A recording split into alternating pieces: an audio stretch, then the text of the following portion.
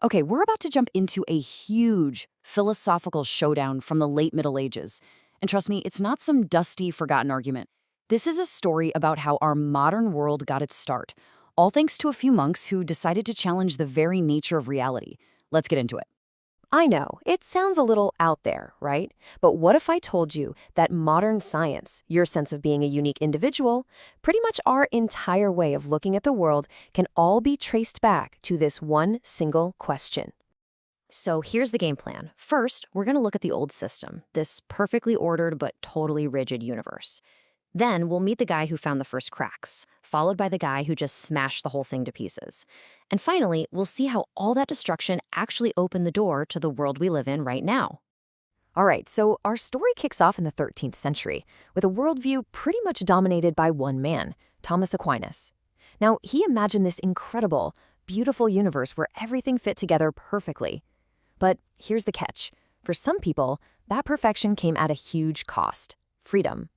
This right here is the heart of the whole conflict. See, Aquinas was an intellectualist. For him, God's intellect is kind of like the master architect that sees the one perfect blueprint for the universe. His will just builds it. There's no other option. But the voluntarists are rebels. They flipped it. They said the will comes first. God is a creative artist who decides what's beautiful. Goodness isn't a rule to be followed. It's a choice to be made. So in Aquinas' world, you had this hierarchy of being. Think of it like a giant, unchangeable cosmic ladder. Everything, a rock, a tree, you, had a specific rung it belonged on, and it couldn't be anywhere else. This was a universe of, and this is a key phrase, ontological necessity. That's a fancy way of saying it had to be this way. It couldn't have been created any other way. And this was the big problem that got the whole revolution started.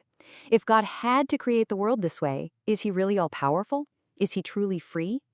And for us, if our intellect just points us to the good and our will follows along, are we actually responsible for our choices? For some, this whole system felt like a cage for both God and humanity.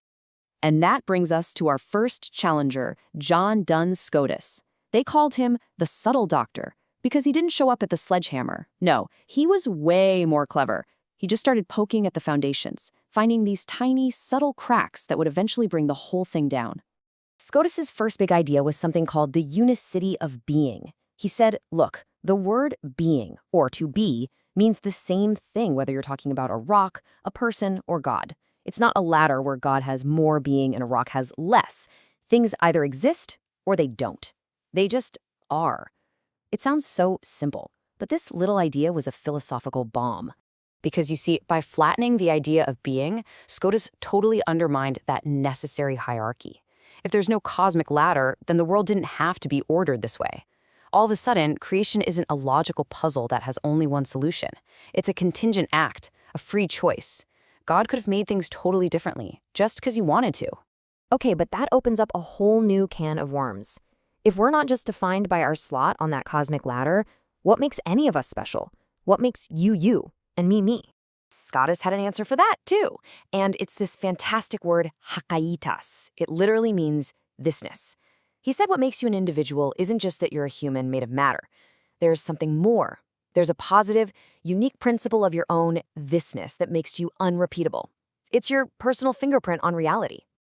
So with just those two subtle moves, Scotus put the first real cracks in that unbreakable universe.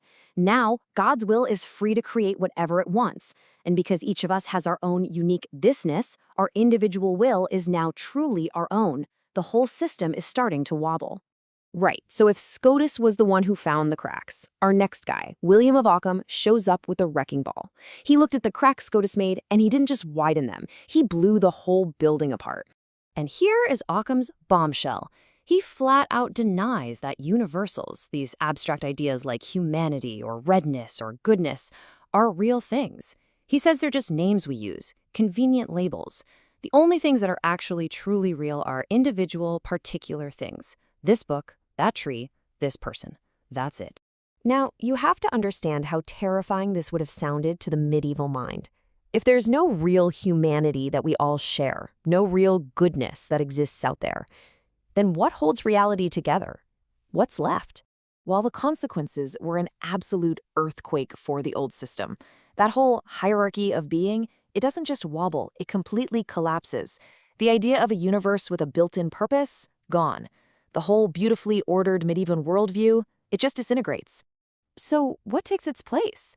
The universe is no longer seen as something being pulled toward a goal, like a story with an ending. Instead, it becomes a collection of individual objects being pushed around by forces. Occam's philosophy basically clears the ground for a purely mechanistic view of the cosmos.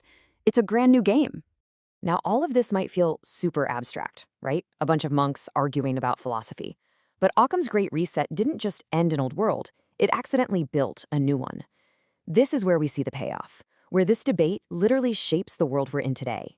Think about it. The logic is crystal clear. If those big, universal ideas aren't real, you can't learn about the world by sitting in a chair and just thinking about them. What do you have to do? You have to go out and look at the only things that are real. Individual, particular things.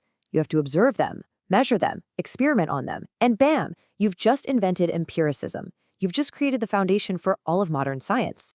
And you can draw a straight line. In the 1300s, Occam says, forget universals, focus on the individuals. Fast forward to the 1600s, and the scientific revolution is born from that very idea.